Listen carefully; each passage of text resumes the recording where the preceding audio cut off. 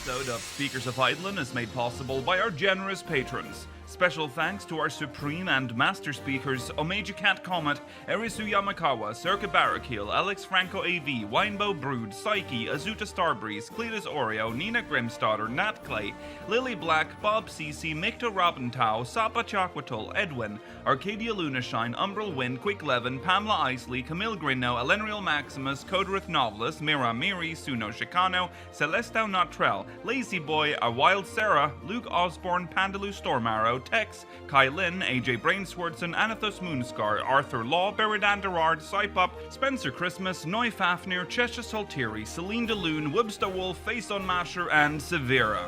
Support the show and become a patron today at patreon.com/SpeakersXIV. Thank you.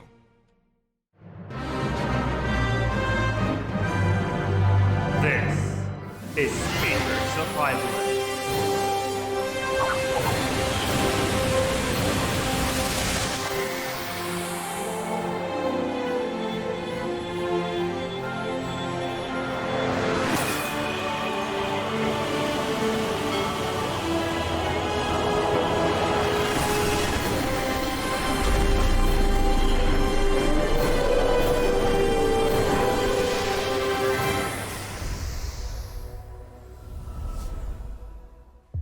Good evening, Eorzeans. Welcome to Speakers of Eidolon, episode 315. I'm Lakeel Bravestone, and I'm joined today by Georgi Wiston, Mela Vanadar, and Rollo Dez.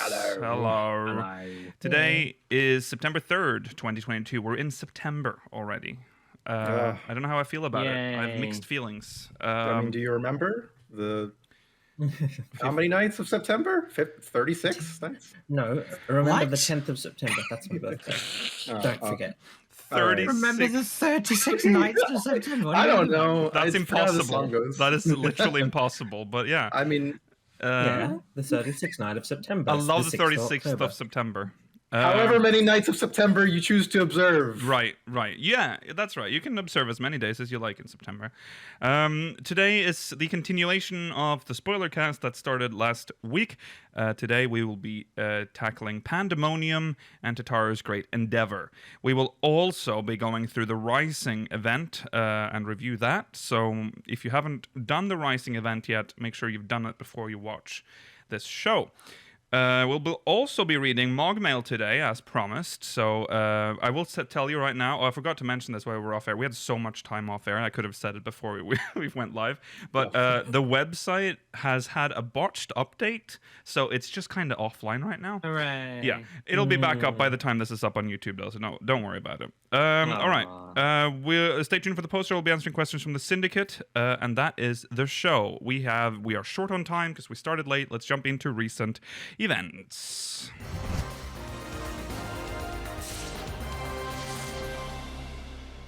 All right. In recent events, we'll start. Oh, hello. We'll start with congratulating Team Unnamed _ for clearing P8S. You beat them. Unnamed _ Clearing it first. Yeah, they are Just slap them. they are the first to have cleared P8S. They are JP. I think that was closely followed by, was it EUNA or was it the other way around? It was very close, with the other two teams. It does. I guess the order doesn't really matter. It's all about being number one, baby. Exactly. For those that want to know where this ranks in like the speed of which it was cleared.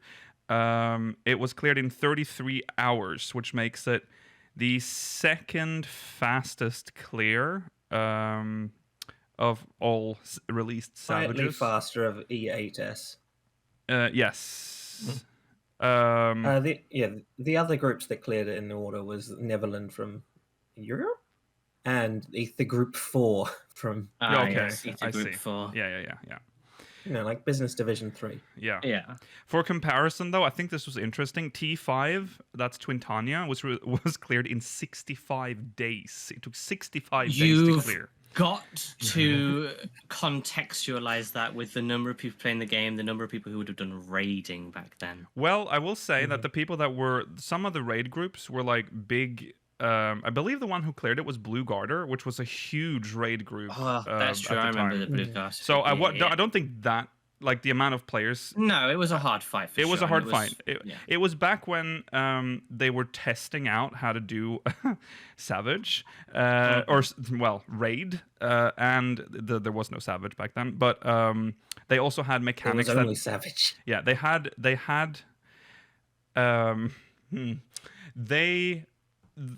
had mechanics that they wouldn't implement today. I think there were some extreme Twisters. mechanics. Yeah, it's twisters I'm talking Still about. Twisters are terrible. And let's just make it clear, this was cleared before they nerfed the twisters. I don't want to hear this bullshit about twisters being broken because they The weren't. Twister Defender every single time. Well, Yoshi P I'm even on your said it in side. his post. He said there was nothing wrong with the There twisters. wasn't. No, And once you were people, just all too bad at the game. once No. once Blue Garter Yoshi P said there was released, nothing. yeah, go on. Yoshi P said there was nothing wrong with how it worked. Yeah. The issue was how it worked. Yeah, the problem is that people were too it was hard to figure it out. But once Blue Garter released the video showing the clear and how they did the twisters, people cleared it immediately afterwards, right? Exactly. And then they nerfed twisters. But there was this myth that I feel like I need to squash every time this is brought up, and that is the fact that people say twisters were broken at launch. They weren't broken. But I will admit They were it's just bad. It is a bit of a bullshit mechanic because back then, for those that haven't watched that Fallen Rise episode where I talk about it, you had to, once the cast started, you had to move clockwise or counterclockwise within a box, like and you couldn't An retrace your invisible steps. box. Yeah, you could never even. If you retraced your steps at any point or stood still, you would instantly die, and it would wipe the entire party. So it was. You just did what you had to do. You did a twister. You did a. What it says. Yeah. Anyway, so yeah, that took 65 days. A4S, that is also quite infamous. 34 days. That's half. The A4S the almost. worst part of that tier, though. Yes. No. A4S Why? was like, remember, Well, this A4S yeah. was A4S the worst part? No, I would say A3S was. A3 Oh, yeah. is surely Yeah. the hardest. You have to remember that Pepsi there boy. was gatekeepers to get Yeah. them to A4S as well, yes. And then A8S took 17 Root days. Justice. That one. Oh, this one's not in the right order. T9 I know, was I cleared don't in like 19 the order days. this is. I think they've fucked up that one. Those are supposed to swap places. T9 also infamous in its difficulty. 19 days, and that's quite far into like A Realm Reborn's life. So A12S took 2 days. Sorry, T13 took 5 days. A12S took 2 days, and that's the last one that O12S took 41 hours. So that's very close to 2 days, and then E12S took 39 hours and E8S took 34. And if you're wondering which the shortest one is, you can figure out by now because I've said all the others. P4S took 15 hours. We're just so good at the game. Yeah. It's still. I don't really like this list because it's missing like 04 and 08S. Yeah, I think this one So is it's in the only rest of counting the. Pandemonium as well. Yeah, I think they've just picked some of the. Sorry, Eden. Yeah, that's true. Eden is not. It's only got 2 Edens. Where's E4? Yeah, where's E4S? Yeah, E4S. Strange list. I'd also be curious to know how long it took people to clear second Quill Savage. Yeah. Yeah, because the T9 doesn't specify whether or not that is T9 or T9 Savage. Yeah. T9 But- Savage. It's interesting, I suppose. This was it's quite interesting, a yeah. long one compared to Hesperos. Yes, So it's half technically, the Yoshi double. P can justify his. This time it's harder. Yes. Okay, so there you go. Congratulations. Unnamed _ Congrats. Yeah. Okay. Well, if you were playing on September 1st between 11, right before 11 p.m. PDT, you would have noticed that you would get kicked shortly after because there was an emergency maintenance that suddenly took place. With not really any information about what's happening. They were just like, it's a patch 6.2 hotfix that's being implemented here. We apologize for any inconvenience this may cause, and we thank you for your understanding. It started at 11 p.m. and lasted until 3 a.m. PDT. Then there was an update to that after the maintenance that explained what had happened. The following issue has been addressed. There are cases where the Crossworld Link Shell, PvP team, or Fellowship will be disbanded if the owner, Crossworld Link Shell / Fellowship, Master PvP team leader, has no more subscription days on their account and their character is withdrawn. We are considering how to respond to those that have been so this is where you know they're in deep shit and why they had to just turn the servers off, because they haven't really. They don't know what to do right now. We are considering how to respond to those that have been disbanded. We apologize for any inconvenience caused, and we ask for your patience as we will make an announcement as soon as we have decided how to handle the situation. In addition, there are no issues with players recreating or joining these groups. Oh yeah, if they happen to have a list of everyone who was in them, who like... Imagine if you had... The master brings everyone together in the group. Yeah, well, yeah. Yeah, go on. I think when... And I don't know if there was any confirmed cases of this, but I suspect there must this have is been. Probably what triggered it. No. Well, yeah, but I suspect this is a specific instance that I'm talking about. You remember when the JP servers went through the sundering? Yes. Yeah. And how those cross-world link shells got split across multiple data centers. Mm-hmm. Or I suspect one of those magical cross-world link shells that exists across multiple data centers got disbanded. And there's no way to recreate those. No. That's true. Yeah. So that is probably the main inciting incident, I think. Well, also, I mean, this is huge. If you had a huge crossworld link shell and your sub lapsed, let's say you had a at limit link shell, that whole link shell is disbanded. Exactly. That's huge. Sucks. Yeah. And what if you were all you were all friends and you enjoyed each other's company, or whatever, but you're not going to have written down everyone's name, right? Just in case. No. Trying to put that together is a fucking nightmare. Yeah, you can't. You'd have to just do probably. like a PSA, like, were you in this link shell? God, Please contact you'd me. have to have people out shouting, be like, "Are you missing your link shell? We're here." Yeah. Just go on Craigslist, post like a misconnections kind of thing. Yeah. You would need to write it in the party finder because I don't know how else you would reach out to everyone across multiple worlds. Right. Yeah. Very difficult But also, situation. Yeah. think about all the people that lost their fellowships. Oh my god. Yeah, those poor people. Just real quick, by the way, this is an aside. I meant to say this actually yesterday or last stream podcast, but the dynamic resolution thing doesn't work currently. No. No, they posted a thing about that, didn't they? Yeah. So I was trying to use it on my laptop, and no benefit. This patch doesn't do anything for it either. So I'll report back when that works. Yeah. Okay. Well, this was an emergency hot fix. Yeah. I suspect that will just be a normal hot fix. I suspect there'll be a normal hot fix like this weekend or like this Tuesday or the next Tuesday. Yeah. They might want to do it after the Rising, maybe. I don't know. We'll see. Yeah. Well, in the they coming might want to weeks. wait till that's over. Yeah. So yeah, that's a big deal. I just love it when they suddenly have like a moment where they just flip the switch. Moving on briefly, we'll just mention that there's a new Tales from the Dawn story out. We'll go through this at some point, but I think we'll wait until after it's all out, and then we've had time to actually read these. But yeah, there is this one's Kryl, isn't it? No, this one is Erinville. Erinville. Oh, Erinville. Okay. Yeah. So the idea was that Kryl. I'm sure she features in it. She probably does. Mela probably just did what I did. Just scrolled down, looked at the pictures to be like, who's in this? Okay, I'll read it later. She's in the first Erinville and Kryl. Kryl's name is in like the first paragraph. I haven't read it yet. Yeah, no, I haven't. I only read the first one. Yeah. It came out too late in the week. Yep, so that's your reminder, Tales from the Dawn, ready to read right now. So let's talk about The Rising. It has begun. Well, it started last week. It was interesting. It was nostalgic. It was nostalgic because we are. I mean, the story is short, of course, but it's. Was it as? Because you started in Limsa and maybe one of you started in No, Gridania, everyone and if did you're it in a loser, Uldar. Yeah, I started in Uldar. Yeah. you all started your characters in Uldar? Well, I had no No, choice. the sto- I was a paladin, so when I came back from Legacy, I was forced to Uldar. Mm. Yeah. No, but No.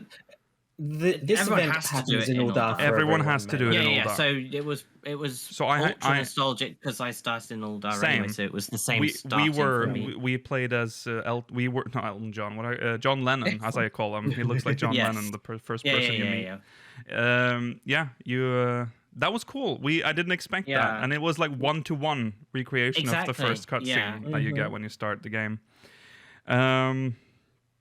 Yeah, we meet this cat boy whose name I do not remember. Nagia. Yes, that, and we guide him. Nagia Jakya. Yeah, we guide Yeah. him through his first few quests He to has to go to find. the Adventurers Guild and do the thing with Momodi and Yep. sign up. Yeah, And it she was- does a funny joke. Mhm. It was cute. Yeah.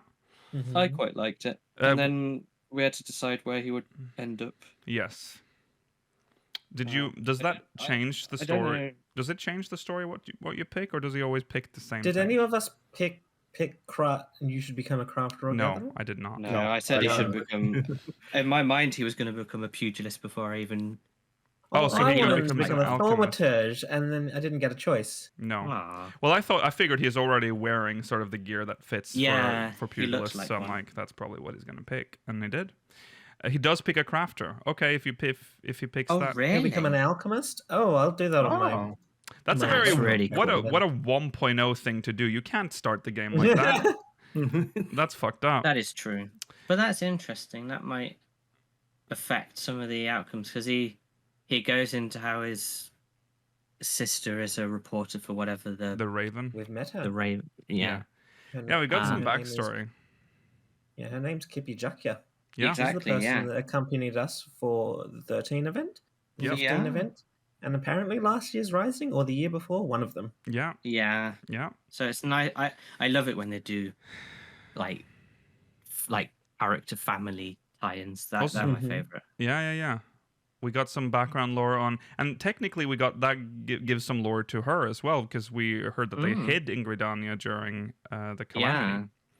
So So went up to a Didn't they little es- mountain village no, or something. They yeah, didn't escaped they too. They escaped from Gridania to a mountainside. Oh yeah, that's what it was. Yes, sorry. And yeah, he like lived there all his life, and he wanted to yeah, get out there yes, and protect people. I mean, so- he would have only been 11 because he's 16 now. Yes. Very young. yes, Yeah. yes. Very, very good. And then we meet up with we depending on what you pick, I suppose, but we all picked pugilist, or we did battle class, which defaults to Yeah. pugilist. We get to see him deal with guildmaster. Grandpa. Yeah. Hamon. Yes. Yeah, Hamon. Hamon. And he's himself in that. Ah, I love Hamon. He's a good lad. Yeah, I love him. Grandpa was just chilling. Yeah. And then he says that he met like a wandering minstrel that told him to like meet him somewhere and to bring us with him. And so we meet up, and he's like, I want you to bring an item that is like tied to the from the calamity, like something that has like some a history. remembrance thing. Yeah. And so we are off to the Ruby Road. Sapphire Avenue Sapphire. Exchange. I always mix them. Sapphire Avenue Exchange. There's like 3 merchants. One of them is One is trying to fairly peddle fake. like an Ishgardian knight's ring, and he just changes his story halfway Yeah, through. yeah, It's not like an issue of Stolen Valor or something. yeah, yeah. Oh, I don't Kind know of, about that. kind of felt like it. If you present that. Did anyone pick the ring? No, Absolutely not. Oh, I was thinking it, but I'm like, it's the Rising. I just don't want to be the clown in this particular Well, quest No, line. like, even on my Ragnarok character, I don't want to pick the ring. No. I want to pick the other No. option I didn't pick. Yeah, Which one did you guys pick then? I picked. journal The from journal. the adventurer. I picked the journal. Yeah, we all. Okay, It felt the we all just most- picked the journal. We I picked the guess. same. A Wow. hive mind Well, here. Yeah, well, it felt the most sentimental Yeah, yeah. Mhm. because the Um, painting was modern. The- So I'm although it had probably a gonna pick the paint. connection, Yeah, I'm probably gonna pick the painting on my second character, but Yeah. not yet. Because it would have felt weird because the painting we already technically got.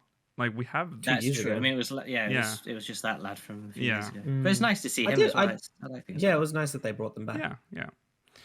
And we got a refresher on the story because remember, like, the Rising. You this might be your first year with the Rising, so you may not know the That's story of the true. Sultana 7. So, and then we go back. Oh, this is also where he gives the little information, this drop on like the lore dump on his sister, working for the Raven. We go to the Wandering Minstrel, and we give him the items. And there's some more exposition, I think.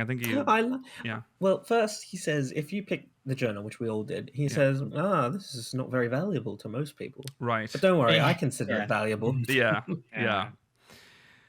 And then he picked the Raven Mithril Eye journals or whatever. Yeah. A scrapbook of of Raven articles. Yeah, because the merchant actually specifies that they're not really about the calamity. They're about like essentially everything else except the calamity. But still, he wanted to bring that because it's his sister. Blah blah blah. Yeah, she probably wrote some. Mm-hmm. Yes. Mm-hmm. Well, she's I think she's like the top reporter at the Raver. Yeah. The Raven. And she has been a reporter since 1.0. She assisted in some, she's one of the I believe, OGs. seasonal events from 1.0. That was back when GMs would play their role play as them as well, which was interesting. And this brother was first I can't remember if I read this or like chat incepted in me. That she mentions her brother in one of those forum posts. Oh, right. Okay, so that's where he's from. Right. The deep lore. Yeah. Okay, and then he's like, well, I'm off to better things. I'm going to adventure on, and we can say one of three things, I think. I don't remember what the options were, but I wanted to hear about his tales or something. That's the one I picked as well, but because the other ones, I don't remember the other ones. It doesn't. I don't think it matters. I think the response is the same.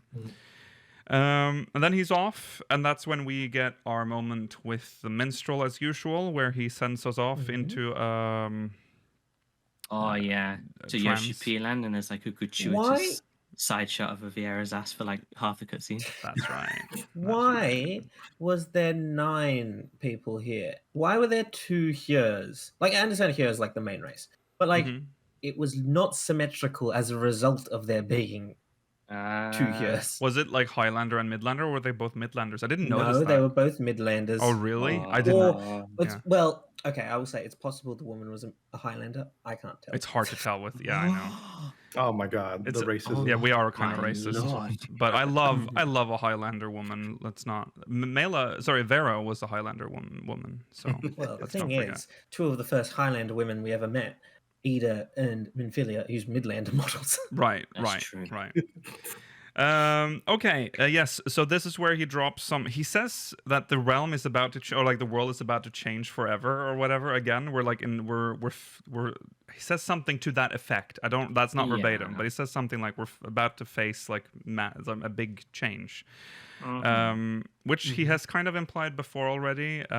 This is usually where he drops like the tiniest of hints about like what's to come. There wasn't. But there wasn't much, so you really have to squeeze this bunch. But it's just nice. The Rising is nice. It's nice when. Well, it was good because since 6.1, maybe there was about 5 minutes where I felt like an adventurer again, and now we're traveling to the void and just doing usual stuff. So it's nice to see just another adventure. Like you remember in Gridania when you had the like Edda's party quest line. Yeah. It felt lovely having just adventurers. I just like it feels like you're part of the world rather than the hero. I prefer that. Yeah. So it was nice having this young man on his road. That's why these quests are good. These are probably the only quests that can really make us do that, because they're made to be. You can do these at level 15, so they can still give you that. Because it's hard to do that in the MSQ now because you can't hide the fact that we're the champions of the Earth. Yeah. Go on, Gary. I like that because of the fact that you can do this at level 15 long before you reach Endwalker, they have to re-explain the follow mechanic again. Oh, yes. And they have to do that every time it comes up in a seasonal event. Yep. Yep. I feel like they've run out of 1.0 nostalgia and moved to a realm. I was going to say this. It's like, because now I'm starting to see this shift now where and this is probably the one that was the most overt. Like they're literally showing you the Realm Reborn starting cutscene, because there's only so much 1.0 nostalgia you can really get out now. And also, how many players are left of like the 1.0 crowd that you can they're all dead. Yeah, they've died of old age at this point. Yeah, and you're one of the last ones. I am one of the last, really, truly. I suspect this is like this is like a slow move into next year, which will be the 10th anniversary of A Realm Reborn. So they will probably want to do a massive celebration of that rather than referencing 1.0. Yes. Oh, yeah. That'll be nice. That's true. Even though they very silently passed 1.0's 10th anniversary. I'm not forgetting about that. Forget that. No, didn't we do the...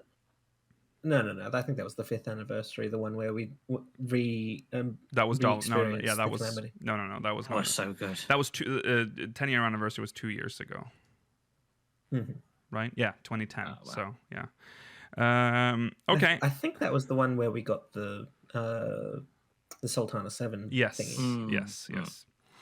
Okay, anyways, what do you think about the event? Like, it's short, but it's nice. It was enjoyable. Yeah, I thought it was.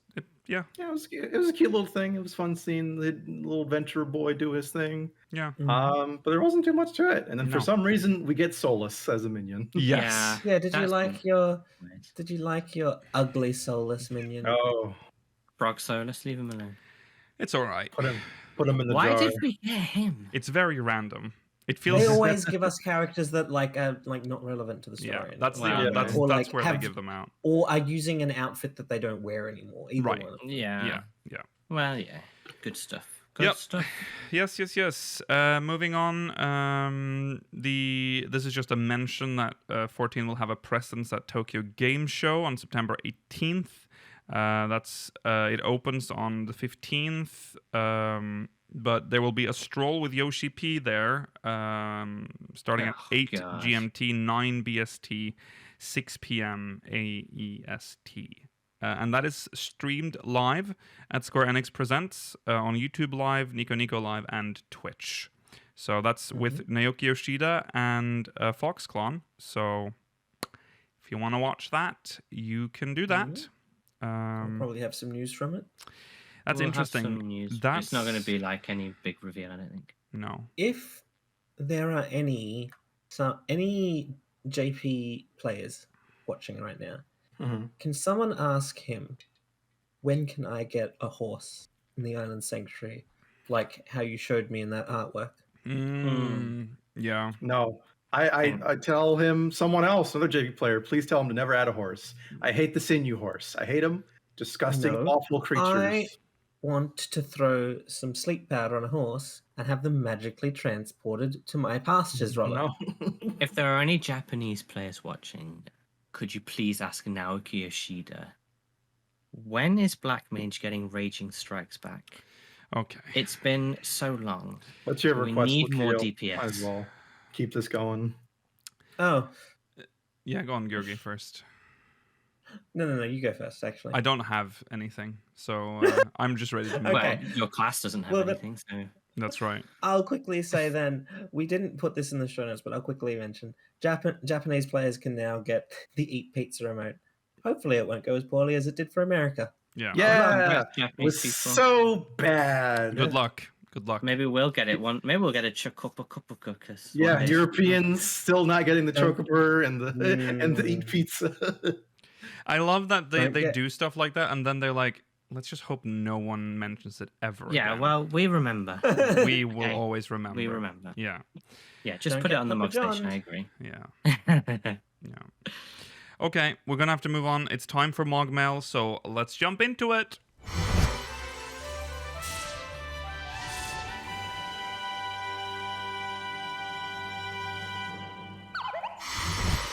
This is from Giltia. I was thinking back at Vanaspati and how Y'shtola said she couldn't see the blasphemies, but what did you think she saw? Was it a blasphemy-shaped black hole, or were we just attacking nothing? Furthermore, could she see any spell cast by them? Like, if one spit a fireball at Urianger, could she see it? And once Urianger catches on fire, would the flames on him be etheric or dynamic? Could she see he was on fire, or would he just be flailing around like those videos of race car drivers caught in ethanol fires? Jesus Christ! Could she have enough context that he was on fire, or would he have to yell, "My dearest comrades, I hath been stricken with an affliction akin to Ifrit's fiery inferno. I beseech thee, pray bid forth Leviathan's raging torrent to froth and foam upon my personage with utmost haste." Jokes and memes aside, if we are going to the void, wouldn't she be in trouble? There's little to no ether there, so I imagine she would have trouble seeing. Are we finally going to get a follow-up to the whole ether sight is going to kill you thing? Will Y'shtola finally see the consequences of her actions? Is that plot armor going to have a few dents in it? Could we even get, dare I say it, a character arc? Y'shtola's a basic bitch blander than oatmeal. My God. That's mean, but yeah, that is you're mean. right. I don't agree. That with was that was the what a stab longest at request Y'shtola. for a golden shower from Urianger ever heard. Yeah. Oh my god. Yeah. Thankfully, Y'shtola doesn't have to concern herself when her comrades are on fire because she's not a healer anymore. True. That's true. No. Doesn't she say, "Oh, I'll do some healing if you want," because it's been so long since I've done that? She wants to get back. I don't think healing. you can't not be a healer. Like, once you're a white mage, you essentially. I wish you weren't a healer. Oh my god. Also, the void is not completely devoid of ether. It still has ether. It's just not as strong as it is in. No, but you've got to admit, source. It's got to the point where clearly they don't want to do that bit anymore. She can just see now. Yeah. I mean, I think it still holds true. I mean, there's no like ambient ether in the void, so I guess you can't see There's a little. Well, there's very little. Yeah, it's mostly condensed into like the monsters and all that stuff. Yeah. It just doesn't go back into the ethereal flow or whatever. Right. But I mean, what was the Terminus Beast or whatever they were called? I mean, I would imagine she just saw like empty space. Yeah, or like maybe like the equivalent of an etherical black hole. I don't know. Mm-hmm. Yeah. Mm-hmm. Well, I think we brought this up back when we were talking about the base Endwalker MSQ. Y'shtola is more likely to get hit by AoEs in dead ends because I believe lore-wise she can't see very well there. True. Because there actually is no ether. Right. It is a dynamis-based location. Mm-hmm. I think it's fair to say that she can see basically fine if there's even a small bit of she ether. can see if the plot demands it. I think you're right, Mela. I think they're kind of over that like whole blind thing. Oh, sorry, we're on Twitch, first time playthrough thing. Yeah. But it's like, fix it then. Just make up some like googly shit that Matoya she'll concoct a potion. It's like you do it often enough. You come up with. You can cure the tempering of people with a pig. I mean, this game just makes up stuff to win. But I think they want to keep her that way because it makes her a little mysterious. I think they want that. Yeah, makes her a little cool. Chad is correct in that the void is full of stagnant ether rather than like Ooh, stinky ether. Yes, but she does make a note that like whereas Dead Ends is filled with actually no ether. Yes. Yeah. Right. But light is stagnant and darkness is overactive, but I believe that affects the creatures within it rather than the ambience. Yeah. I would like character, like big, maybe instead of role quests next expansion, we could have character arcs where it delves into some of the characters. Maybe that'd be something fun. But be cool, especially if the Scions aren't necessarily coming along with us for whatever the next expansion is. We could have each of them I'd love associated that. with a role quest. Yeah, I'd love that. Yeah, can't wait to date Y'shtola in the minigame. Oh gosh. This will be a way for them to implement that. It'll happen finally. No. But you know what? She'll be tied to, like, I don't know, melee DPS roller. Yeah. Yeah. Boring. Uh, Yeah, there you go. Is this a common thought that Y'shtola is like basic? Like, is she a boring character? She's Nomen Philia. A lot of people say that. Really? I think she was for a long time, until I would say Shadowbringers is when they really were like, oh, we can make her interesting and fun and kind of a little like snappy, like I think yeah, go on, Gary. I think that starts in Stormblood. I agree. But I also think that was present through A Realm Reborn and Heavensward as well, particularly during the Titan quest line. Mm-hmm. Well, I think when I started liking Y'shtola, it was like the Matoya arc. The first time we met Matoya and we started hearing about their relationship, I thought, okay, they have an interesting dynamic, and that's when you started to like see her personality more. I liked that. That from that on, I was okay with Y'shtola. I mean, I do understand that she's a little convenient sometimes. Yeah. I think the trouble with she is. Y'shtola is she's got away with it too many times. now. Yeah. So it's almost like when she does something daring, you don't think, oh, she's dad should have done something to get away with it. Right. Yeah. Okay. Well, thank you, Gil Tia. Next, MogMail. Here we go. This is from Malari Alice from Coral. Hi, speakers. Malaria. I'm about 2 weeks late to the discussion. Well, you're many more weeks later because this has been stewing for a while. But now that I finally finished leveling Dragoon and started on Reaper, I can see why the devs want to do an overhaul on Dragoon. It's much less intuitive, and the timing on some of its abilities feel off by comparison. You can really tell the difference between newer jobs that were built from a high level down versus ones that have been added to and changed repeatedly over the years to meet the new level cap. Though I don't think everything on Dragoon needs to be changed, I'm looking forward to seeing how they'll revise it with the full scope of levels 1 through 100 in mind. That said, I'm curious to know if you guys think any of the other jobs could benefit from a summoner-like overhaul besides Dragoon and Astrologian. None particularly come to my mind, but then again, I didn't start thinking about how Dragoon played until the devs announced they wanted to change it. Thanks, Malari.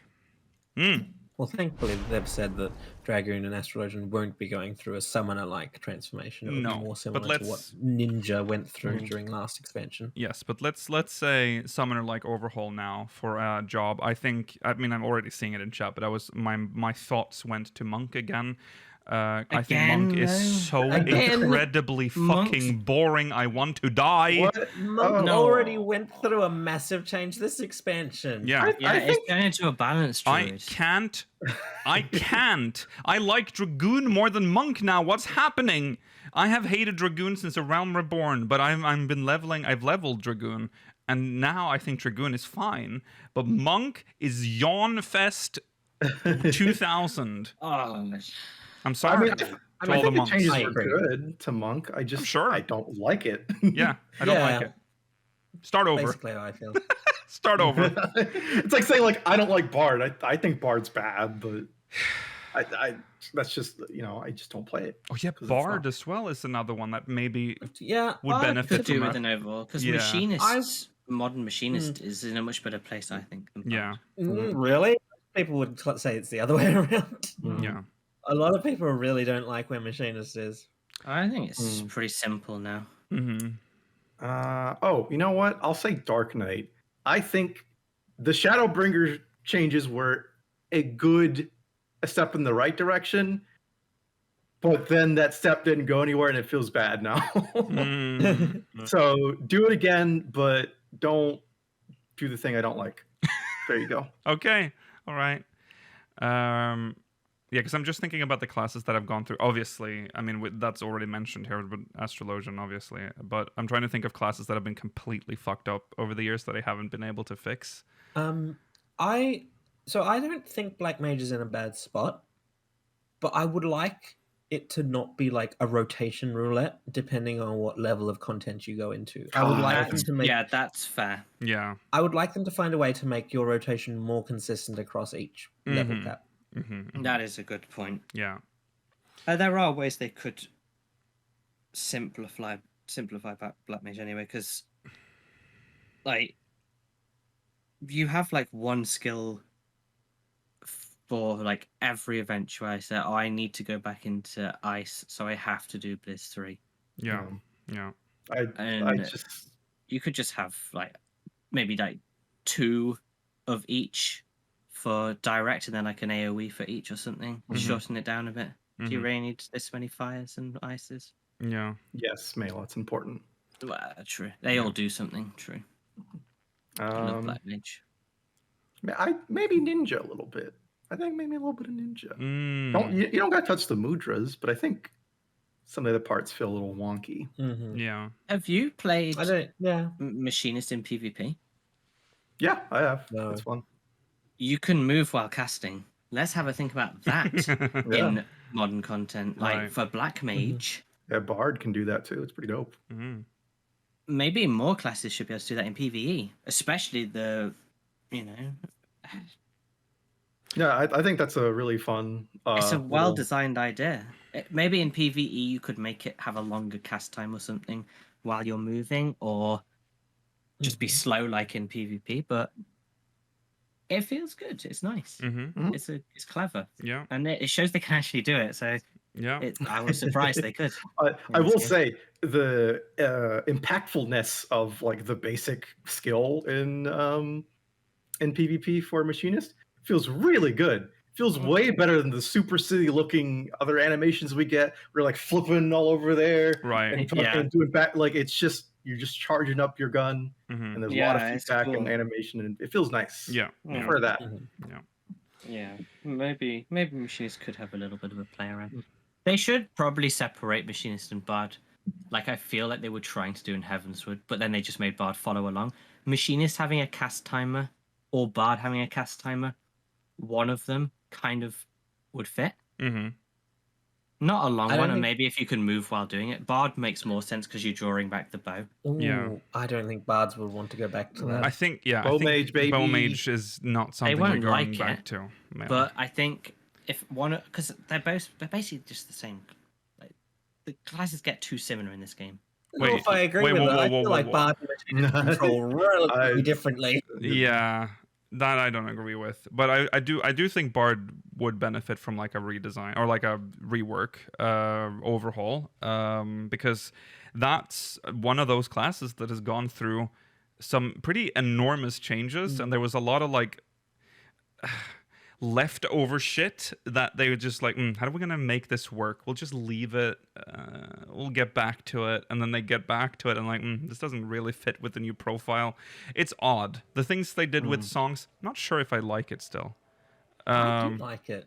I like that depending on the song will depend on how it affects your gameplay style. Yeah, I guess I'm just very old-fashioned, but I miss the support aspect of Bard, like being more of a support. I don't disagree with you on that. Yeah. I like what they did, but I would have liked if it had both. Right. They don't want people to be lower DPS and have support options, I don't think. They want everyone to just be the same. Yeah, which is sad. I think that Every I class like should do the same party DPS dynamic. and basically play the same. That's the end goal for this game. Yeah. I mean, it is... It's so doom and gloom on that one. I don't Yeah, know. Jesus. Well, look at tanks and look at where healers are Well, going. that's to simplify tanking. I mean, you Also, I feel as if tanks have relatively good sense of identity. Yeah, somewhat, but not. they have different types of mitigation, and I mean, the Yeah. mitigation does the Some same of them thing, are but they more- yeah, are exactly. different. You know, they're Yeah. still unique to their You're just dressing it up. jobs. Yeah. it's just like, I mean, it's better that it's dressed up, Mela. I mean, otherwise, what do you Well, want?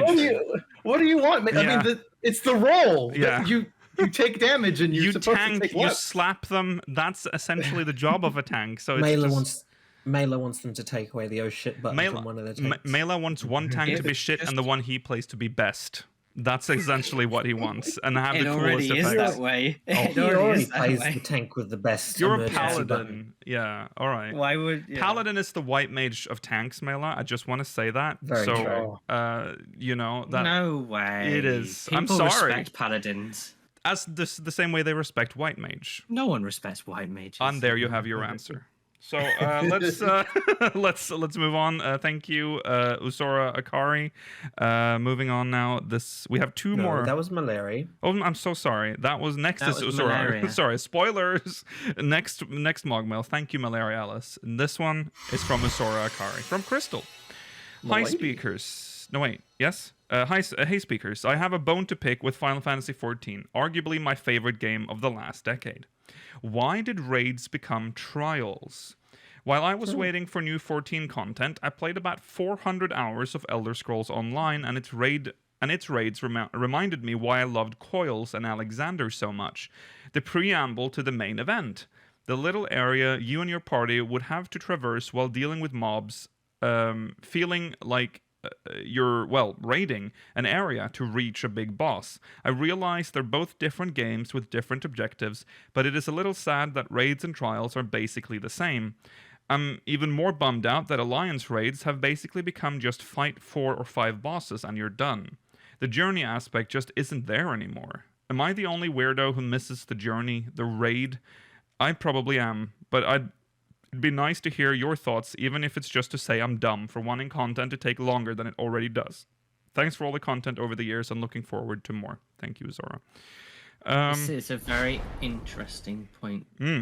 I think the issue with trash mobs in almost every MMO is that you gather them up, you AoE them down, and you move on. Yes. And all it does is pad out the dungeon. And in some MMOs, you die, and then you have to run back to the boss, so you run through empty halls where you've killed the trash to get to the boss. Well, usually there would be a shortcut. Sometimes there's a teleporter. Depends on the game. Some MMOs made the trash interesting and difficult. Do we want that? Do No. you want to just be wiping on trash? Yeah. Well, I think that's what variant dungeons are going to do. Yeah, Yeah. probably. That's you have your exactly what you're asking for here. Yeah, because Do you remember the Faust before right, yeah. A9? Well, that was technically counted to be the like Faust? part of the fight in a way, but Yeah, that was the the Faust was that a was DPS check. Yeah, it was a DPS check. Yeah, the Faust kind of exists as the version of Stone Sea Sky before that was really. Yeah. Well, I guess that was introduced. If you in can't Faust, pass that the was Faust, kind of its then purpose. you're not ready for the raid. But the problem, of course, is that people raid this weekly, and there's also the thing about like world racers. They were not. There's just a lot of factors now to raiding that I don't think it would fit into. I can't imagine having to do like the stupid like. I mean, I'm saying stupid because in 14, I would assume it would just be a few clusters of mobs, and then you would go to the boss arena and fight the actual raid boss. You'd have to you'd just pull these like meaningless mobs, down them, and then go fight the boss. It's like, why are we doing this? Like, what is this for? There's no loot. So my feeling on this is, I miss the exploration. I have no like sadness for the loss of trash. Like I really enjoy, and I think there are people that would disagree with me on this. I enjoy the section in Rabanasta where you travel through the sewers. Right. I like that that's different depending on your which team of the Alliance you're in. Yeah. I suspect there are people that don't like that because they think it just takes too much time. I think in this game, like Coil and some of the Alex ones, it was a couple of pulls and then the boss, and then you move on to the next instance. So if we're doing it like that, I don't see the point in the trash. Right. My idea of what a raid not should be, but generally is one instance with multiple bosses in it. Right. Kind of like what the Alliance raids are, and that's what most MMOs do it. If we had that system, absolutely, I would love like a boss, then a small run with maybe a trash pull, and then a boss, and you get and it keeps your progress throughout the week. So we've cleared boss 1. This is Was this harmless is too. this is why in 1.0 the dungeons that we know today, like Todorek, they were classified as raids. They had bosses at the end, there was trash in between. I'm seeing some arguments about like, first of all, yes, the trash was removed because of complaints from Coil, which you have to remember the people that mostly play this are the ones they should listen to in this case. Like the unfortunately the raids are like mostly used. We're talking about Savage. I mean, I would be fine if they had like a special version of the normal mode done raids that had trash, if that's what people want. But for Savage raiding, you kind of have to listen to the people that play that. Like if they don't want that, you know, why are you forcing it in? So that like, But Yeah. then here's my argument. We have normal raids and we have savage raids. yeah, They could, I mean, they've already shown this to a certain extent, like with we'll talk about this soon. With P5S, you already skipped to the lower half of the arena. right. It's possible that they could make it so the savage raids just start at the boss fight and they don't have the trash beforehand. Yeah, I would be fine with that. If that's what people want. If people want a dungeon experience in the raid, sure. I mean, as long as the Savage doesn't have it. See, my argument with that also is that the trash in Alex already felt very extraneous. Yes. Like, it felt very pointless. That's why I think Coil Yeah. is such a gem in that sense, because in Coil, at least the first one, it really feels like you're exploring. Actually, I would say it for all of Coil. You're like discovering like these like ancient shit, like the ruins of stuff. There's actually cutscenes as you progress along the dungeon as well. Very that much was in the first half. yes. It's a very unique experience, but it's something that I don't think we're ever going to get back for It raids. depends on the raid as well, because nowadays they're these like Alex was just a robot in the hinterlands or whatever. Yes. Omega was just some stupid thing in the rift. Eden was just some stupid sin eater in the rift. And now we've got just some one facility in some rift. They're so self-contained, whereas Coil was a real world thing where you went to different parts of the world. Yes. For different That's true. entrances. So that one was just unique. I will say that I But that's yeah, go on. I think that's also why they don't do that anymore, because they realize their mistake with Coil is that it's so intrinsically tied to the lore of the world that like it makes it very difficult for them to reference it later on, even though it would very much benefit the story for them to do so. Right. Which is why they like push a lot of raids nowadays, both the 24-man and the 8-man raids, into their own like story pocket dimensions where they don't necessarily influence what is going on in the MSQ. Sadly. Well, exactly. Like Alize Right. was just a character that only some people would have known about. Yeah. Pretty much. Yeah. For ages. I will say though, when it just comes to like a lot of trash and stuff you have to do weekly or like very often, it can kind of be like a little grating. So I can see why they removed it.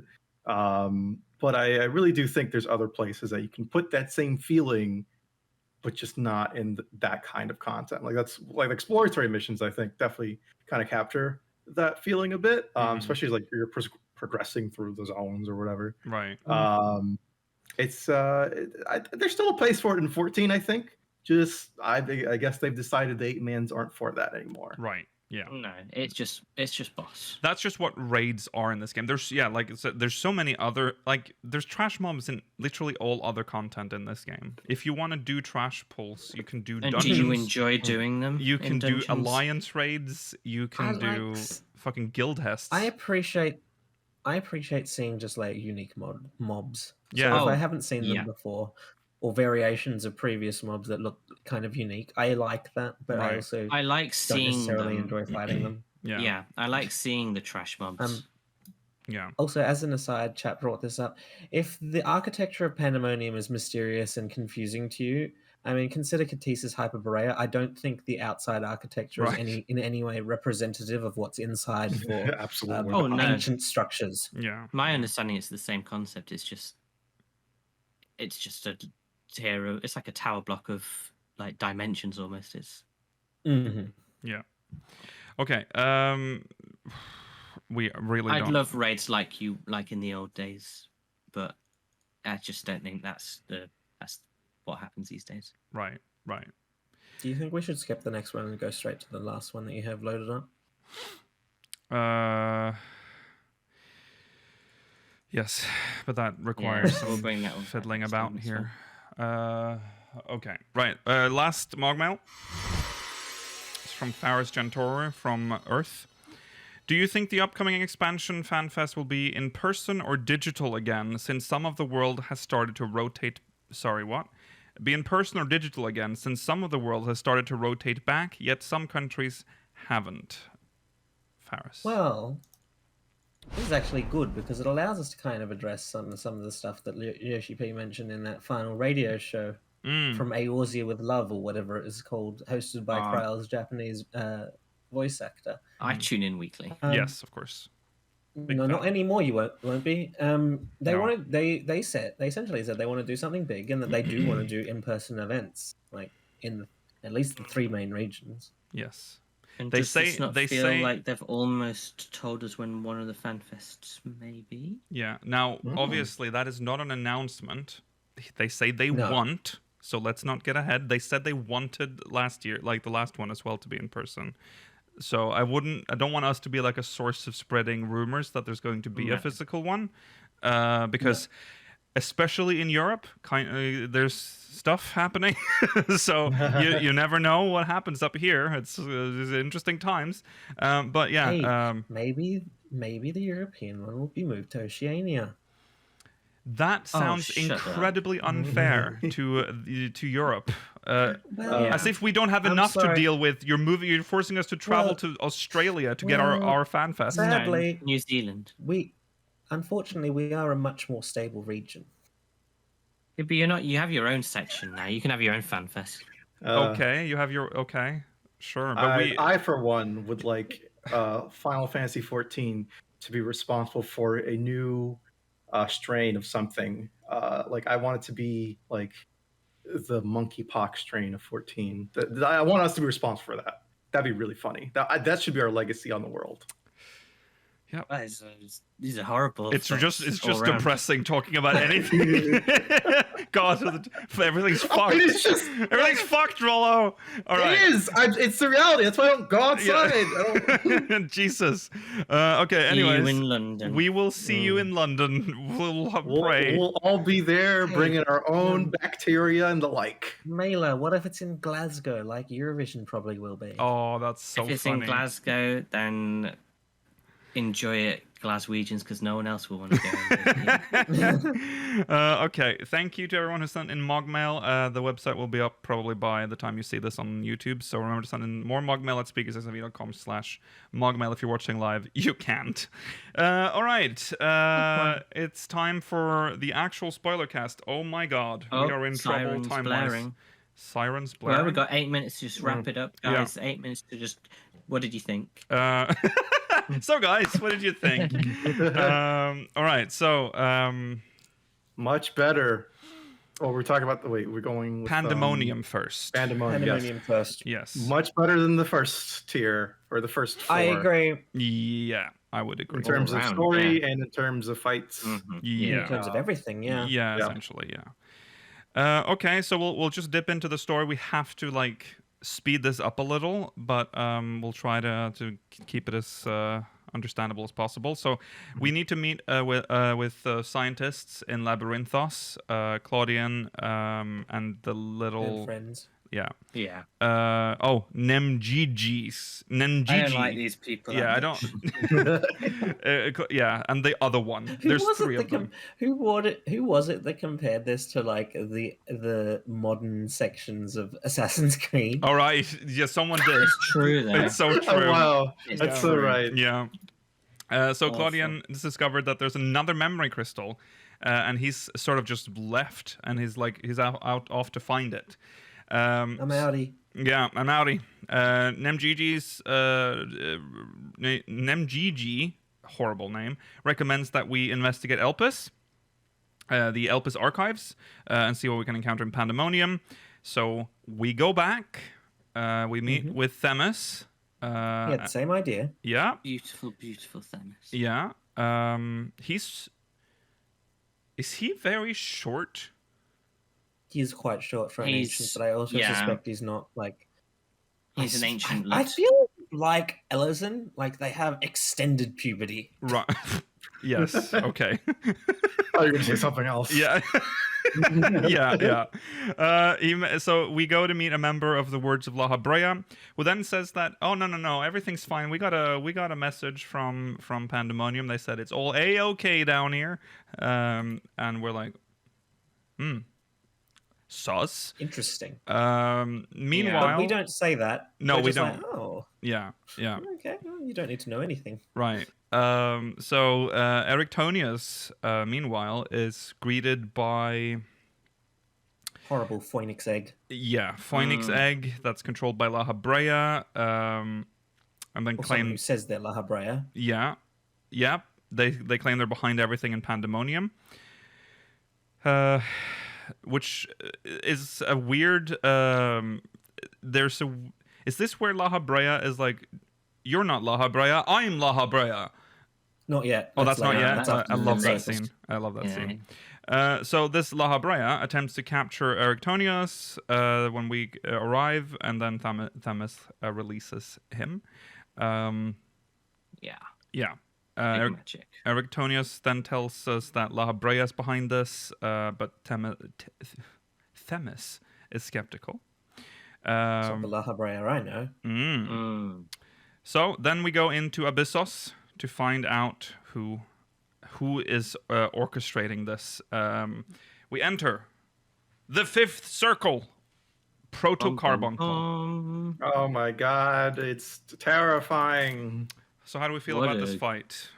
Great I- fight. It's like, I like how was- small the arena is. Mm-hmm. Yeah, Rollo? If you get grabbed, you get the most Oh, you're- shameful death ever. Yes. Like overkill. Like getting grabbed and then getting like eaten, slammed into an AOE right after, just to like. Why do I get you such get you get Improve. slammed into an AO. You get to experience a nice 999k damage. Yeah. It's like, oh, like I get it, I'm dead. So See, bad. here's the thing, Rollo. Yeah. This is more infuriating in Savage, which Yeah. is because this is the mechanic. The Savage version of this mechanic is approximately where our group is up to. Mm-hmm. Mm-hmm. Devour is a horrible mechanic. Yes. Yes, Yeah. it is bad. Right. I think it's a good fight. Also, disclaimer: we're talking primarily about normal mode. As Georgi said, that's as far as we ever got in Savage right now. So we can't talk about Savage. I think it's a good fight. It has cool Ruby It's light well esque timed. skills. It's well. You have to use your brain. It's well thought out in terms of movement. You don't feel bored during it. No. No. It's got an absolute banging track. Yes. Mm-hmm. It looks cool. It's lore interesting. Mm-hmm. Yes. It being a carbuncle or the proto-carbuncle is just fun. Yeah. Yeah. I like that in the normal version of the fight, you have at around maybe the third into the fight, you get a cutscene where Proto-Carbuncle goes crazy and knocks down the cage that you're in to Right. some sort of horrible Auronvale-esque zone. Yep. Yeah. That's what happens when you get the zoomies. Yeah. Mm. You got hungry. And then it eats a biopellet. Yep. Disgusting Wouldn't you want hectized to? looking thing. No, it's a good fight. A good first fight. Good Good fight. introduction to the raid. Great intro compared to Erictonius. Yeah. Yes. Yeah. Pretty good. Which was just not Normal mode didn't have anything to it. No. So after you defeat Proto-Carbuncle, there is a man that comes out. He claims to be La Habrea, but then Themis is like, "That's not true. Yeah. What's my name?" And he is, "What's my name? Say my name." And he's like, "Themis." And he's like, "No, Idiot. you You fucking got idiot! You bought- fell you into got my." Got him. You, I am actually Elidibus. Well, he didn't actually. Did he say it? No, not Well, that no, part. the real La Habrea. Oh, the section, real yes, La Habrea that's section. La Habrea. Oh yeah, sorry, he That's comes in, Elizabeth. and then La And Habrea is then like, "I'm for, La like, Habrea." A minute, everyone was called La Habrea during that cutscene. Right. And you just have no idea who was. That was so funny. The amount of times it said La Habrea in this entire quest line. Yeah. So yeah, the fake then is revealed to be Hephaestus. Yeah, sorry, we kept saying Hespacitos every time for no reason, but it happens. Not even Hephaestus. Not something like that makes sense. No. A horrible eyebrow. Right, it's just some editorial here. A horrible eyebrowless man with red hair. Yeah, which is true. ugly, A very accurate description. La Habrea. He aged like gracefully, huh? He aged really well. Yeah. He's the ancient equivalent of that man that stands behind the man with no texture on his face. Yeah. Whatever the really ugly man is from the Radiant host. Yeah, I never remember his name. La Habrea then explains that Hephaestus was an experiment born from his negative emotions, which he sealed away in Pandæmonium, that has now somehow escaped. Oh no. Yeah. Kingdom Hearts carnivore. Yeah. There's the second time we get some Kingdom Hearts in this patch. So La Habrea then suggests that we destroy Pandæmonium, and then, while Eric Tonios objects, claiming they should try and rescue the other warders. Themis, as emissary, decides that the investigation continues until such a point where erasure of Pandæmonium is the only option. But while La Habrea can no longer control the facilities, he can sense the keyword of Abyssos, hegemony, transformed into a Hemethios. You move to capture her in hope she can be saved. But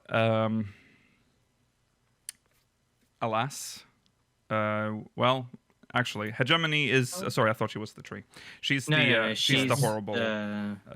She's the parasite infected woman. Yeah, she's the one with the weird arms and. Yeah. So what do you feel about this fight? Other than, I mean, it's a good fight. Still. I like the AOE's with the dragons going into the puddle, and you have to keep track of where they jump. That's a fun mechanic. You're thinking of P8S. That's the last fight. Or this P8. one's the one with the tree. No. This is the one with the look This is away. clearly not a very memorable fight. This is the one with the parasite woman, Rollo. Oh, it's See, I was thinking parasite woman, Did we skip the tree? No, the tree tree's is 7. Next. Oh, I thought the other one came first. No. This is not clearly based on how little we remember of it. Not that memorable. I mean, I agree that visually it's not very memorable. I think mechanically it's quite fun. Like, I like when she infects you with parasites and then you have to turn away. Otherwise, you do a horrible conal AoE towards the party, and then how she'll shift the AoEs on the ground. Also, how she spins around, and if you get hit by Construct 7. Yeah, she does a Construct 7 type thing. But if you get she can fuck you over with that, because if you get hit by it, eventually you'll be forced to do a horrible Final Fantasy 1 dance, and in that time you might get attacked again and die. Right. Yeah, I would say this is the weakest of the tier, but it's certainly not a bad fight. It's definitely the easiest, but no, overall this tier is much better than it the is first tier Pandæmonium, so it's still good. It is when the vocals kick in for the song, though. Right. Very, very good. Yeah. Mm-hmm. They've revealed who the singer is. If you know of Aquarion, she's the singer of the OP of that, which is apparently one of the most apparently I know this. It is one of the most highly considered anime openings. There you go. Oh, there you go. There you go. Yeah. Also, in one of I like you mentioned, the one mechanic I like is the one where you get the little worm, the snake, or parasite thing, and you turn around it, because that's like a real old throwback to T6, I think, for Coil. Coil 6 with the Lamia lady. Lamia, with the Lamia. 7, sorry, T7. I didn't know it was supposed to be a parasite until I read the journal writing up this summary. Oh. Yeah, What do no. you think it was? I mean, I Like a think it's snake? Isn't the I didn't know what it was. I thought the Oh. debuff was it was literally like parasitic something. I think it has like parasite in it, or Yeah. I don't know. There's something like that. It's disgusting. It is disgusting. Anyways, we have to move on. So after we defeat that, La Habrea is impressed, so he allows us to continue the investigation into Tartarus, which is kind of annoying because this raid is called Abyssos, but we are now halfway through and we're just going into another part. Now we're into Tartarus, yet also insists Erichtonius is left behind. That makes Erichtonius angry, and he lashes out at his father, only to be spirited away by dark forces. Right. It's also when he reveals that, like, I want to find out about what my mother did. Yes. Which is what the fake La Habrea was saying at the start. Yes. Which is But been real hiding from us. Lahabrea's no, son. Right. Go No, away. don't go. La Habrea and Themis then sends us off ahead to deal with the keyword of Tartarus, Agdistis, transformed beyond hope of recovery. And We're just going through all the keyword. yeah, Okay. Agdistis Truly is disgusting transformation. a fucking horrible creature. I love this. This tree It is a slash tree woman. covered in mouths and eyes with a woman on it. Yeah. But even better, it has these big beehive honeypot things. I love So- them. This might be a reference of the four of us that only Rollo will understand. You know those orb thingies that become like the eggs that become the ads, Rollo? And they're like Yes. up here in the background. Mhm. Do you not think they look like some of the first enemies in Persona 4? Absolutely. I was thinking the same exact thing. I was like, ooh, they got the tongue's gonna come out and lash at me. Very gross. Yeah. Okay. Okay. Good. All right. Yeah. How do you feel about this fight? This one's cool. Like the arena This is changes. This is the good most fight. difficult fight of the tier, Yeah. in my opinion. Mm. This At least is the the one I'm normal. most excited for Savage. A lot happens in this one. I think it's the most interesting fight they've done for a very long time. They've not done a fight with an interesting arena since like the 24-man raids from, you know, they usually have they usually experiment more in them, but right. in 8-man raids, I mean, I think what's his name? The first boss of the 24-man raid. What's it called? Aglaia? Ralga? Oh, Aglaia. Aglaia. Yeah. I Yeah. think not Ralga. Byraga? Hammerman. Thank you. Byraga. I think Byron's it is lots quite of well is designed, interesting. Yeah, Yeah. but 24-man the experiment. But in terms of 8-man, there was like Leviathan where it split in two sometimes. That was kind of okay. Mhm. But this is really, I mean, this is like a Ozma style arena. It's like, Mm-hmm. yeah, I don't know. I think Savage is going to be absolute chaos, and I'm looking forward to it. I think it's Yeah. a really good fight, well designed. Not too many mechanics, but they overlap a lot of them. Not too many mechanics. I don't think it's got a decent amount of mechanics. It's got a Also, decent number, but it could. pretty high on the damage output for healers to deal with. Yeah. But Oh. you know, adjust. Yeah. No. Yeah. That's Agdistis. Great. Also, I mean, we said it already, but probably one of the best boss designs in this raid, Oh, if not the Yeah, best. it's very cool. Yeah, Um, there are not many ultra. I mean, a lot of them are just people. Yeah, exactly. And it's like this one was even like before you go in, they sort of sell you the idea that this is going to be a very horrible looking boss, and for once, I wasn't disappointed. Like, you know what I mean? Like, We'd even seen it in the trailers, and Right. it's still effective. Yeah. yeah. Okay, so after we defeat Agdistis, Library and Themis appear. Yeah, she Following didn't her really get out defeat. unscathed, unfortunately. No, she could Oh, not be Jesus. saved. I don't even know how that would work. She's still a powerful woman, and her essence was trying to reach out to us throughout the entire raid. Yes. Yeah. So the essence of Agdistis appears to reveal that she's the voice you've been hearing throughout your investigation. She reveals a final memory of when she spoke with a young La Habrea about how they would keep Erichtonius in the dark about Athena, intending her son only to be a subject of her experiments. So La Habrea was the good parent. Yeah. He was Oh just bad my at God. it. Yes. Yes, good dad Brea. Mm-hmm. So now La Habrea is wrestling control of Pandæmonium once more. Sorry, with La Habrea now wrestling control of Pandæmonium once more, you head down to Athena's chambers where Hephaestus and Erichtonius are captured. Is captured. Yeah, Erichtonius is like chained up in the background. Yes. Being crucified. Yes. Yeah, it's kind of like Chrysalis all over again. That brings us to the fight, the Hephaestus fight, where the AoEs thing. This is Ranjit. Yeah, with the snakes. This is Ranjit. Yeah. Mm-hmm. It has the AoEs where you have to watch the dragons going into the thing. The design wise, he's like big man. He transforms Hephaestus is a few kind times. of is Nemesis-like in terms of his ability to transform into horrible things. That's true. He gets more Yeah. interesting as the fight progresses when he starts transforming and stuff. Another fight that's kind of done dirty normal, I think. The transformation in Savage. I haven't seen the I haven't. Savage transformation. I haven't Yeah, seen it. I won't spoil it, but Okay. Yeah. I think it's. I mean, it's really good. It Right. should have been. I mean, again, we're not reviewing the Savage one anyway, so it doesn't matter. But yeah, Yeah. that's Mhm. Yeah, okay. that's fair. Yeah, it does.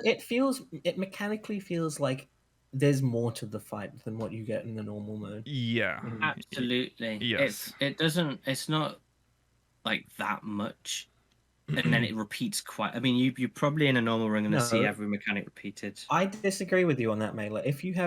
I've had competent groups recently, and if you do it like well, you don't really see any repeating mechanics. All right. Well, our viewers just suck then, but Yeah. most of the It's time not I the- definitely well, see no, the I should- knockback I should mechanic say- twice. You see repeating mechanics, but like you only see them once they've started combining together. You don't. That may I be don't true, see the yeah. combined mechanics repeating. Okay. Yeah, I know where that's true. Right. But I don't know. I feel like I think it's a This decent is, fight though, like- even in normal. But you, yeah. but you do feel that this is being held back a little. This, This is the second fight where they've had like moving turnaround mechanics. Mhm. Right. Yes. Yes. After the second boss of the dungeon. Right. I really like how there's like you have to watch where they go Mm-hmm. and then pay attention to when because they're horrible worms that are underground. Right. Yeah. All right. Yeah. Great fight. I don't think there's anything. I think all fights in this tier are pretty decent, except maybe for the Yes. second one, which is a little forgettable for me, clearly. But Mhm. maybe it's better in Savage. Yeah. Yeah. Also, for anyone curious, the mount. Are we allowed to talk about what the Savage mount is? Yeah, that's fine. Yeah. I don't. It's the Sunforged thing that he has like as sort of his familiar throughout the entire fight. When it's on the ground, it's a little worm, and then when it flies, it's another phoenix. You know, Oh, like we got in the last tier. Right. Really? Okay. Really? Really? Okay. You Well, gotta be kidding me. moving on. Lahab. I can hear Mela's fuming. Lahabrea moves to strike Hephaestus down, only for the latter to use Erichtonius as a shield. This is where Lahabrea reveals the truth of Athena to his son, waking Erichtonius from his stupor and finally attaining the power to intern Hephaestus. He also say some things as well, but it's only like one line of dialogue because Right. obviously we have no agency. Right. So Hephaestus is sealed by Lahabrea into a cage away in the red. Sorry, I don't know what I'm reading. Lahabrea seals Hephaestus. Yeah. Hephaestus is sealed in a cage, which Lahabrea seals away in the red memory crystal. That's right. There we go. Lahabrea then shows a memory of when Athena revealed her true intentions to him. And They had sex. They had. Yeah. Oh, The sex tape. He showed us it. Horrible. All they're doing is fusing their souls. Yeah, they fuse, corrupting the former's ether, leading him to create the fractured Hephaestus. I don't want this filthy. He just rips it out. Filthy intentions. And that's why we get the patch art with the half mask. Yeah.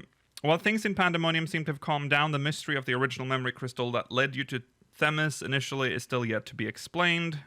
You return to Claudian's. Yeah, so we're basically like, you got things. Yes. You don't need me anymore. But this is perhaps the coolest twist at the end of the story is when you return to Claudian's laboratory, you realize that he hasn't returned. And Fortunate appears to reveal something has appeared in Itioscope. I never know how to pronounce that. In the Itioscope. In the Itioscope. And we go down there and it's like, oh my god, what is it? What is it? It's fucking Pandæmonium. This is Pog. Because this is like invasion of just floating castle. That's super cool. Yeah.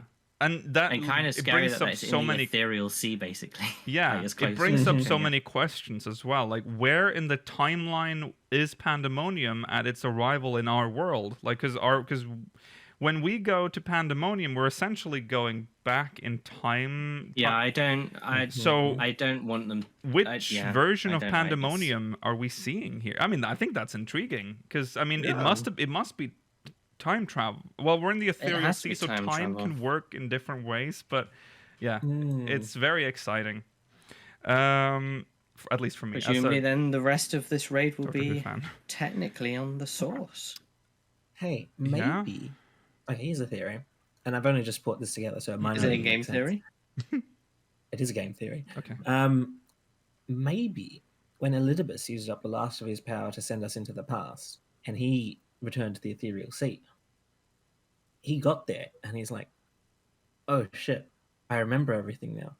I need him to go back into the. Well, I need the Warrior of Light to go back into the past and fix everything." Mm-hmm. And then we go back in the past and fix everything. He's the crystal that we get. And then right. But then he's like, "Oh no, it's here now." And then we get to talk with him again in the modern time. Yeah. But it turns out he was evil all along again. Oh my god.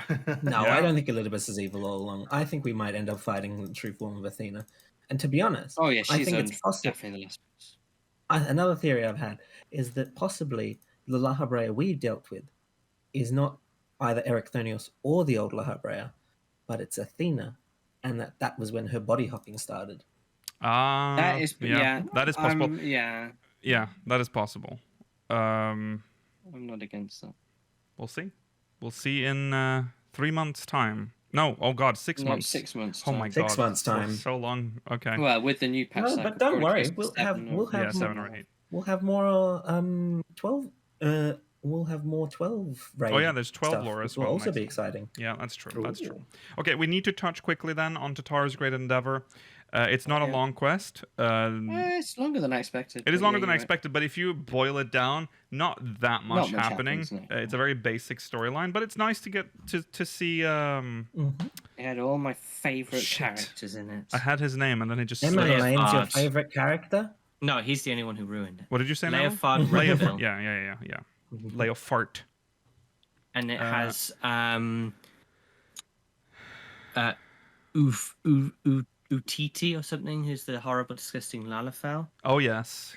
And it's like Tataru or something. Yeah, I can't remember the woman's name anymore, but it's kind of like a real name, and then it just has an extra letter in it. Yeah. And then it's got Radlier in it. Yes, that's it. Let's just all the best broad strokes go through the story. Let's just go in order. Yeah. So we meet up with our contact at Tataru's store boutique. Don't ask me her name. I don't remember her name now. She's got. You don't care about her at all. 2 enticing bags on the table. Oh, such perfectly bags that perfectly keep their shape upon a counter. Love that. And she's like, "Yeah, we have some stuff that we need help. We've been contacted by a Manalain to." She says that Sicard is like. He's contacted. Oh yeah, Sicard. Yeah, that's who did it. They're working together, unfortunately, for Sicard. Yes. So we're to bring some shit to. What are we exactly bringing? Does she say what's in the bags? It's like just merchandise, like samples. Yeah, right. More of Tataru's merchandise, so just samples, so they can see. Clothesline. Yeah. So we're to bring that to Kurthus, to first to Ishgard, where we meet up with them. Yeah, sorry, I mean Ishgard. Like, yes. I still say Kurthus for Ishgard. And then he's like, I have acquired us 2 clients. First, we will go see the lovely Laniei. I'd never known how to say her name. Lynette? Lynette. It's definitely not Lynette. It's like Lynette. Lynette. It is like I think it's Lynette. It's very fucked. I just sat there and read her name. It's horrible. It's like this. Lanyette. Lanyette. I think it's Lanyette. It's French, so I don't like I as a sequence of letters. Lanyette. Lanyette. Yeah. So he's gonna make some big moves on her, of course, and he should. When we arrive at the Rose house, something Rose. He's coming. He's wearing. Warrior. He's wearing like warrior gear. He's wearing a level 90 warrior gear. Yeah. He worked hard for that. What I could think was that looks very cold up in the sea of clouds. Yeah. And she sees right through that, and he's like, "Well, I borrowed it from Leofard. Oh, Sicard. Sorry, Sicard. There's so many Ards in this story. We go, and she's like, I don't remember exactly how we end up. Basically, she starts talking about the sky pirate shit that's happening. Sky pirates, bad sky pirates. Yeah, the bad sky pirates. And they stole from the Sky Steel's manufactory. Yes. Amongst others. Yeah. And that's where we get who suggests us going to the sky to Leofard? Well, no. Emily's like, hey, they're my other client. We can go talk to them. Right. We go to see Leofard fart and his so happy Leo shitting and farting. Leo shitting and Leo farting at his little nest. Which was nice. It was nice to be back there. I mean, you can always go back there, apparently. Yeah, the parrot. Oh, speaking of places you can always go back, this is just a quick aside. You can actually go back down to the ITScope whenever you want and see Pandæmonium. Oh, cool. That's nice. That's cool. Yeah, they're all there. And then he's like, well, we've been collecting parts for our new airship because in the previous quest line, their airship was destroyed. Yeah. Yeah. So he's trying to fix that up, but unfortunately, the parts that they require have been stolen by the same pirates. By the what are they called? The bulging cockatoos or something. Yeah, something monstrous cockatoos. Yeah, something like that. Yeah, something like that. Yeah. This is a horrendous name. And they need our help to help to get the stuff back. You can I think they give you like an option here, like to be like, I want. You get some options here, which is always nice. Yeah, you get to ask what you want. Yes, I'm ready. Get back into the game. Yeah. So essentially, the plan is that we go to Idleshire. We dress up as shady people. We dress up as Hancock. Yeah, essentially. Yeah. Love that outfit. It looks great on her. I hated it. Also, I love that Leofard. He is so vain. Like, he's constantly saying how pretty he is, and and you can tell that he's making fun. Way better than ours. He makes fun of his outfit at first, but he's like, actually, I mean, I don't hate it, which is very funny. AF gear. Yeah. So we go around and spread like rumors that we're looking to deal with these pirates. Were you so happy to be back in Idleshire? It was kind of nostalgic, and there's especially one point where when we're at the wall and you can see that like graffiti thing from. You're speaking to two people that don't know what you're talking about, Nikhil. Oh, maybe. I don't know what you're talking about. That's right. You wouldn't have known. That's Hildy. I'm sorry. Okay, if you've done Hildy, there's even more nostalgia in that spot.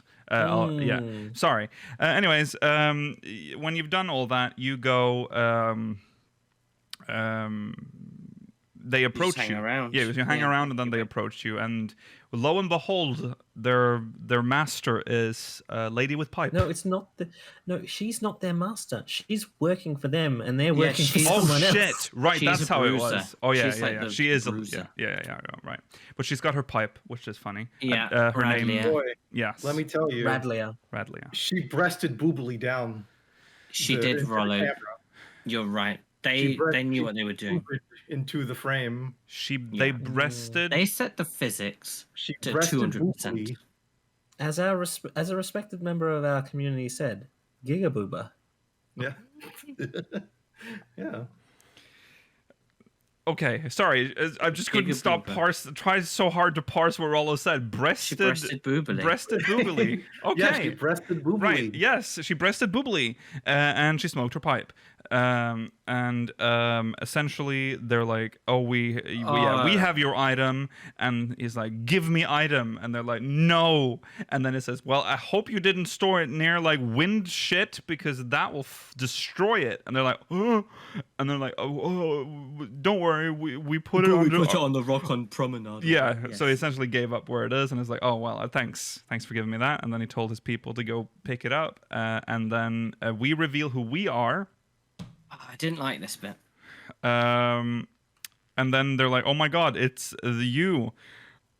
I'm gonna watch that later, Umble. I thought something scared. good was gonna happen, and we were gonna get to beat them up. They ran away. And basically, they just run away, and then Radya's like, "Oh, you got me. Yeah. Bye." Yes. Naked in front of everyone. Mm-hmm. Oh yeah, I thought they gave us a certain outfit so they could, like, I don't know, pan the camera and like show it throwing off or something, but I thought we just undressed. Thought it was gonna be, but no, we just crouched down. Yeah. We're like, oh wait, hold on, I thought it was just gonna be like a glamour prism that we were just gonna go pshwing, and then it'll just. That would make more sense. Yeah. That was odd. So they get fucked. We're happy. We go back home. Because she backs off because she's like, okay, well, I thought they were gonna have more. They're gonna be more. They were gonna fight you. Is what she said essentially, but they didn't. So bye. And then we go back. And this is where we learn that. So Tataru comes in with this old man. And they're like, oh, this artist or whatever, famous artist who actually painted the painting of his mother, which is on the wall. And that's also we learned that daughter. Yes, it's the old man's daughter, and he's like ex-nobility technically, like he was a lord. He was a lord. He's ceded. Yes. To his younger sibling, I think. Yes. Yeah, because he wanted to travel around painting, so he is Leofard's grandfather. Yeah. So we got some backstory, which is cool. Adopted grandfather. Yes, but still. But it's still. So yeah, that's essentially a clever way to give us, the paintings that we get in this patch. Yeah, because they didn't want to give it to the Bob Ross guy in Idleshire. No, he does landscapes. He does landscapes though. Yeah, he does. He's like Monet. It's a different art. Yes, right? yes. Mm-hmm. Yeah, so that's essentially the story in very broad strokes, no pun intended. One point that you've somewhat missed out from the overarching plot is they've fixed up the sapphire for Tataru's gift. Oh, right. Of course. They wanted us to get something additional, and Leofard at the end drops us a marquee, like, leather. I like that. Rope thing as like a necklace chain, but it will never break. It was it's good, but do you like that he dropped like an actual void like treasure chest? Yeah, I did like that. That's funny. And then I like that Tataru could have ruined everything by picking it up then and there, but she's like, I don't want to carry it. You take it. Yeah. Okay, well that's the story. Cute little story with them getting some backstory on Leofard and good. It's really the pirates. Nice. Mm-hmm. Yeah, there was some. They talked about a future adventure, so maybe they'll pop up again some other time. One can hope. That'd be nice. One can hope. I hope so. Yeah, I'd like them to be included a bit more in the story. Maybe there's no issue with it really. Mm-hmm. No, yeah, I like them. They're very. This was This was a better part compared to the first part. I agree. I agree. Oh, I absolutely agree. The Sky Pirates is probably one of my favorite like side story. Agreed. Content. They made the marquee thing even more enjoyable, and that's where Kaishi is. Yeah. He's kind of important. Yeah. But, so I'm surprised it has taken this long to like bring them back. Yeah. So I'm glad to see them. Heavily underutilized. It's yes. Yeah. They even sort of mention it, like, I guess my invitation to the whole end of the world party was lost in the mug. Right. Yeah. It did say that. Yeah. Yeah. I don't know. I feel like they should be. But this more might be it. MSQ They did sort of imply that we'll see you again soon, probably. So one can hope. Okay. Any final thoughts on that before we wrap? I think it was a good quest. It's promising for the future.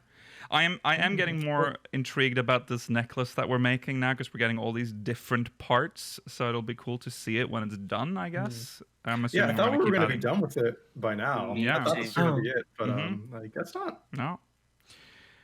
Yeah. Go on, Quickly before we end, I think it was very surprising that Hephaestus had a voice in his fight. Oh yes, true. He was voiced in that one. Yeah. Oh yeah.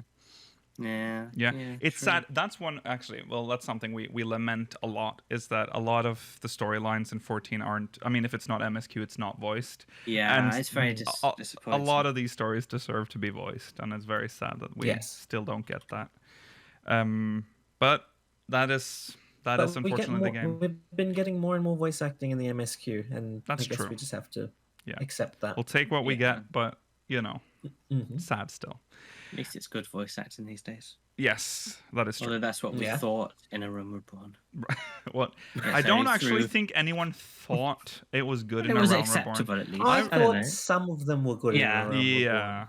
Yeah. But then when you go back and listen, you're like, oh wow, we've got so much better now. Yeah.